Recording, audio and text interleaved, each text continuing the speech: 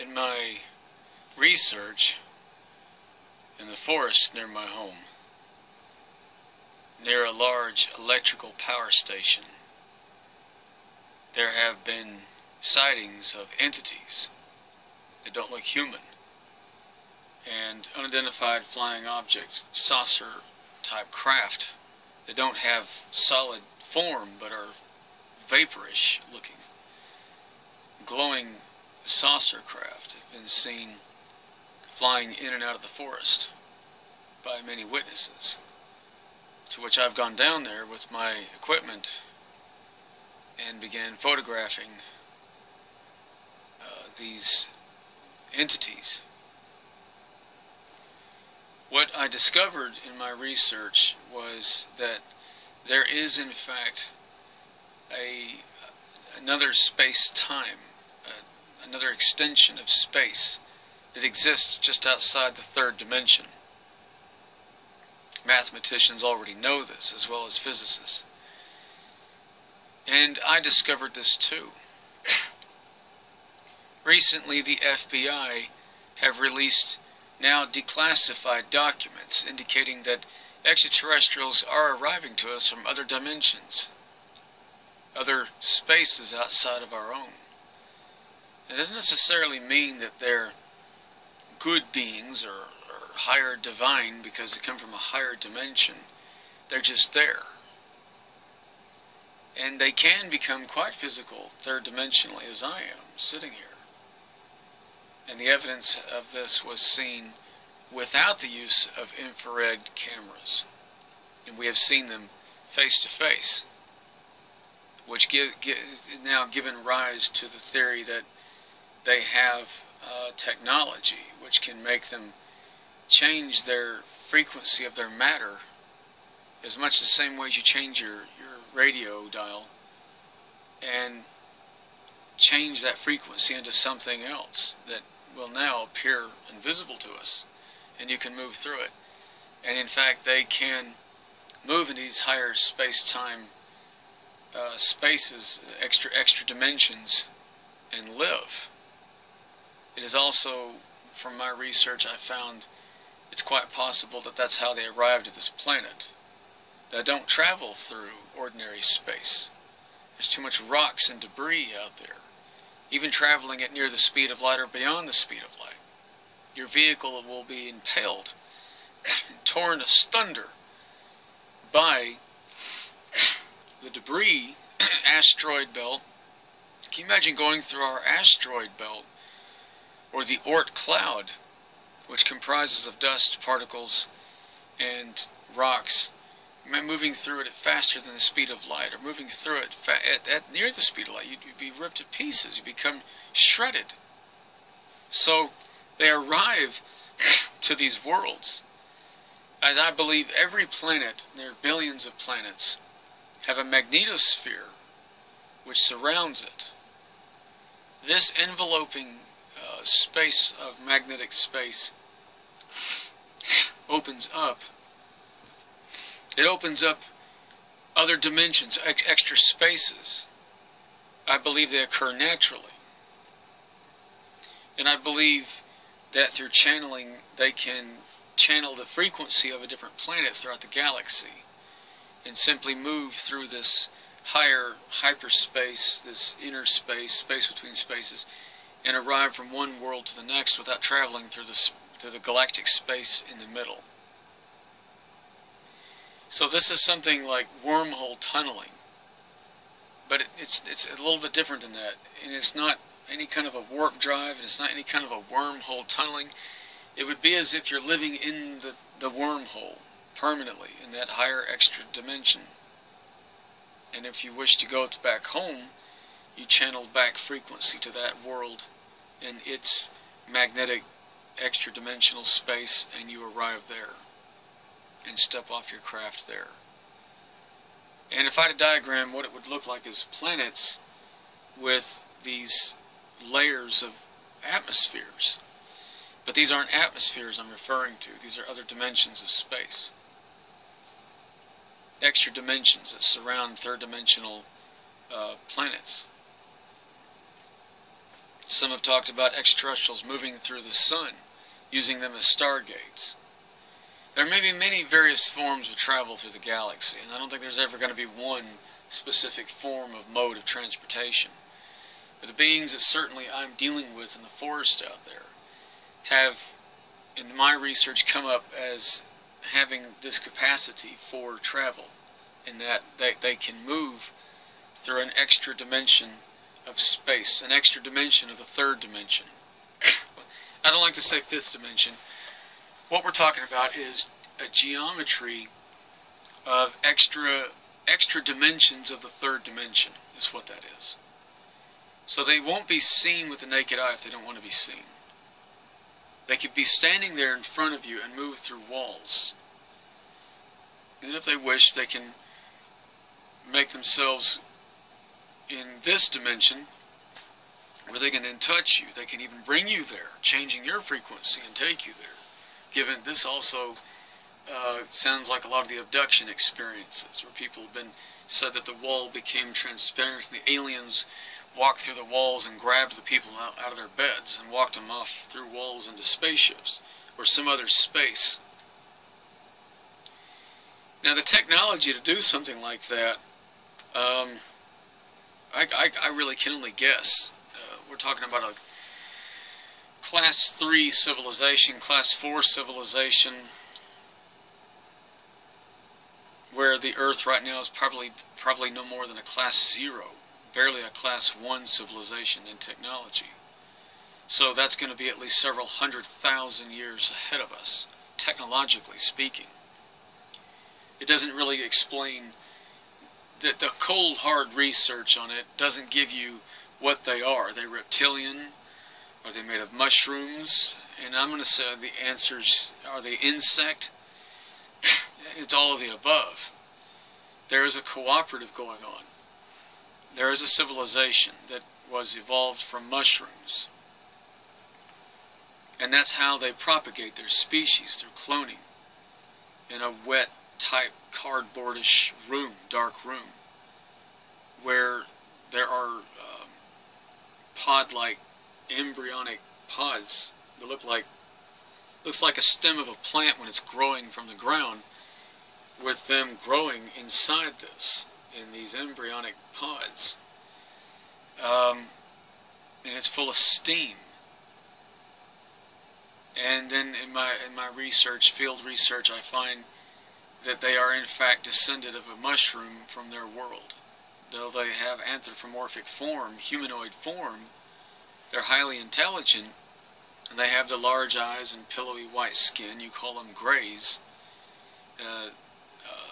Salupstii. There's also the Argathans, this Argatha, kingdom of Argatha, which is inside the earth. So we have this kingdom of Argatha, or the cave dwellers. This is a race of refugees that fled a dying world you call Mars. They left this dying planet after a great war with a civilization from the Orion constellation. And they lost that war. Their world was completely destroyed, obliterated.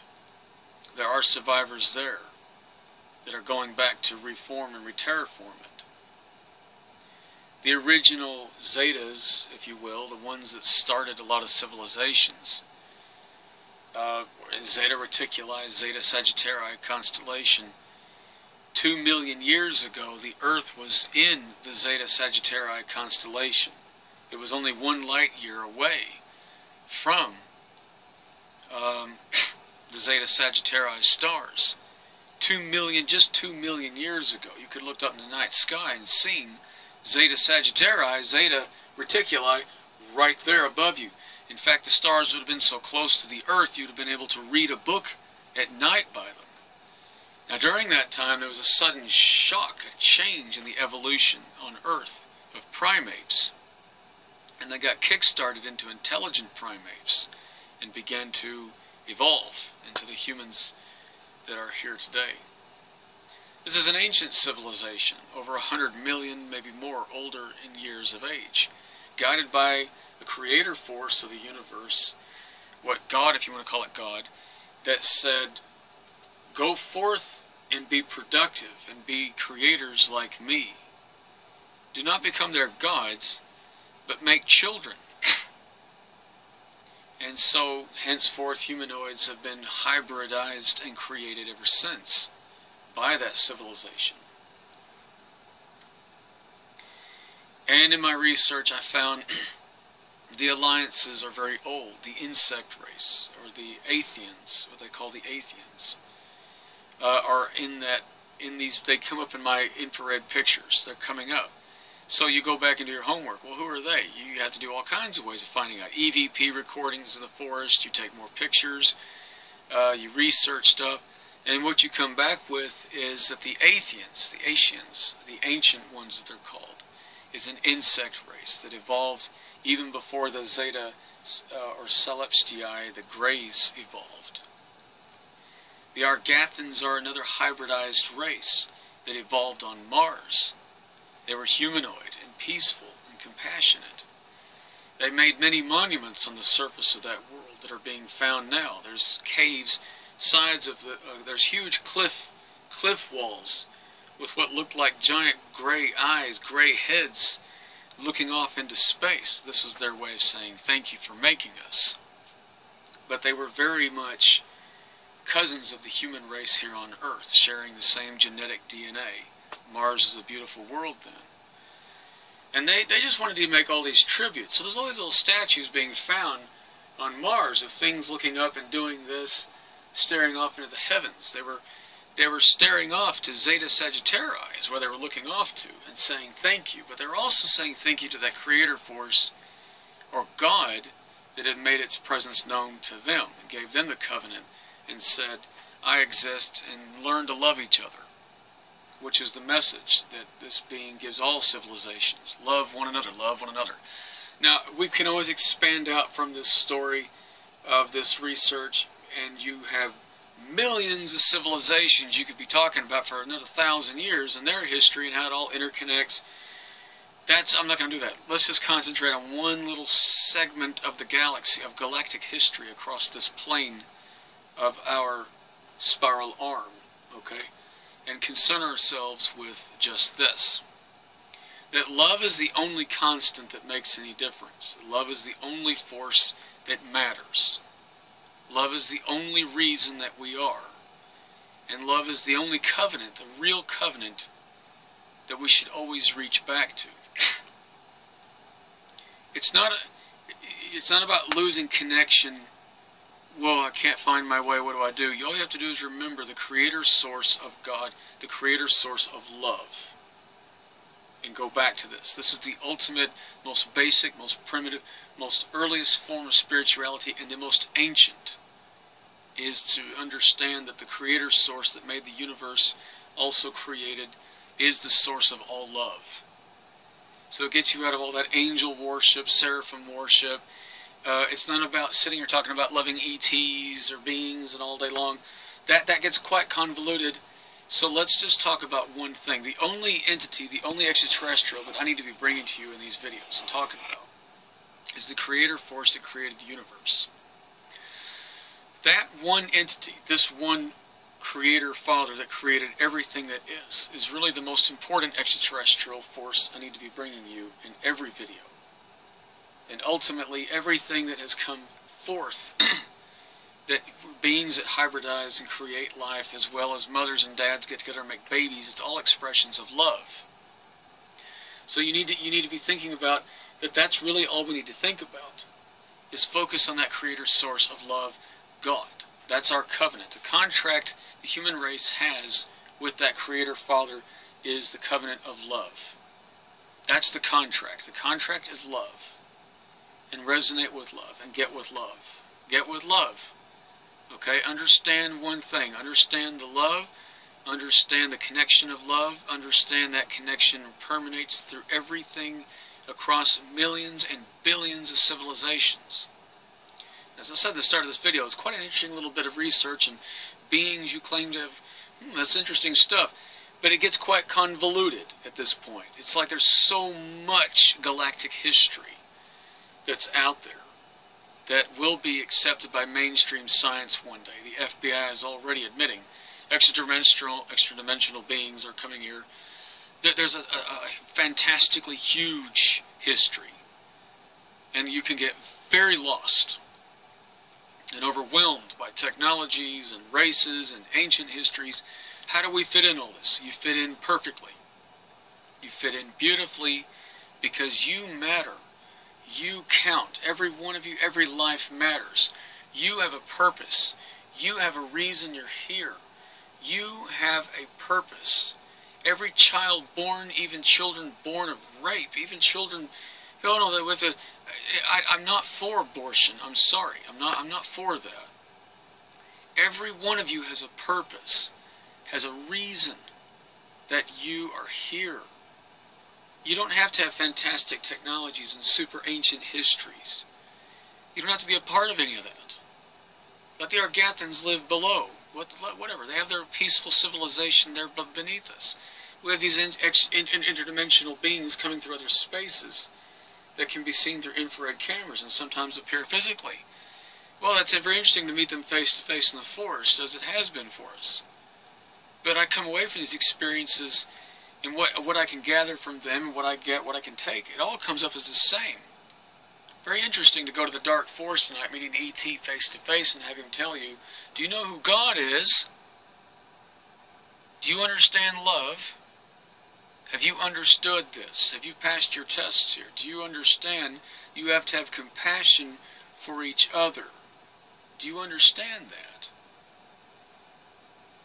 Well, are you a good or bad race? What do you mean good or bad race?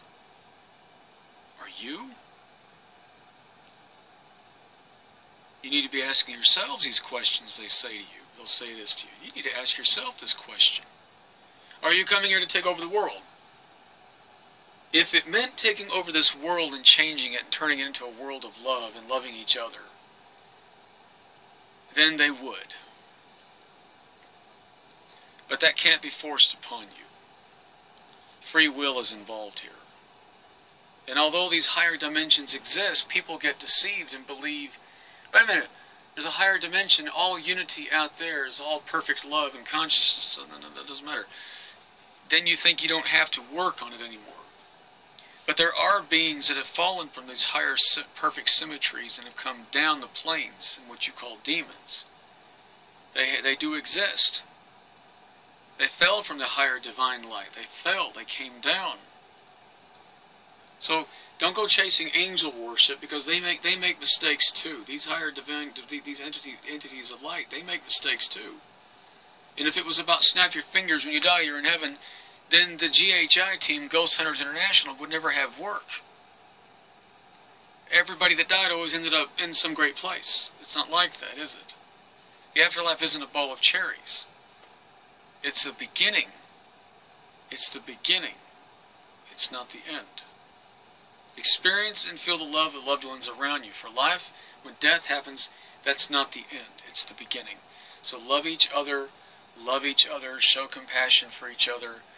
And, you know, I'm turning around out of that research and I'm going, you know, whoa, okay, and I'm coming out of the forest and I'm putting down my evidence and I'm putting down these pictures and I'm going, you know what, that doesn't mean anything. I've learned, this is what I'm getting. Oh boy, this isn't about this. It's not about getting evidence that they exist. It's not about what are they made of, what's their technology. It's not about that. They're turning me away back to you, saying, look, they're not turning me away. I'm being sent right back to you to say, look, this is all about love and about loving each other. That's what this is really about. It's about loving each other, finding compassion and loving one another, and holding each other, and giving each other that kind of compassion each other deserves. You know, that's what it's about.